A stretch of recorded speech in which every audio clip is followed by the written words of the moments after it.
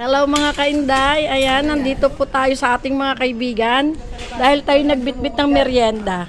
Ayan po yung mga masisipag na tao ni Foreman. Ayan, thank you so much sa mga taong ito dahil kung hindi dahil sa kanila, wala tayong bahay na maganda. Ayan, mabuhay po kayo mga construction worker dyan. Salute po sa mga construction worker dyan. Ayan, sa gusto pong magpagawa ng bahay, ito po. Kontakin nyo lang po si Foreman. Ayan o. Sa loob ng 4 na buwan, nakatayo na agad ng isang cluster o. Diba? Tipid pa po sa tao yan. Ganyan kasi sipag ang mga tao niya. Yan po ang aking kaibigan, si Arnel. At laging always present sa merienda ko. Kasama sa buhay yan. Ayan. Basta dito sa vlog ni Lula Inday ay always good vibes lang po tayo. Yan po yung aking mababait na mga kaibigan.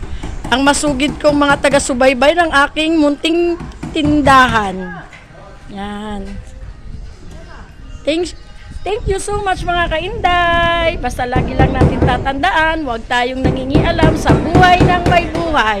Buhay mo, bantayan mo. Ano man ang marating sa buhay, magpakasimple lang. Bye-bye! Ingat ang lahat. Amping kanunay!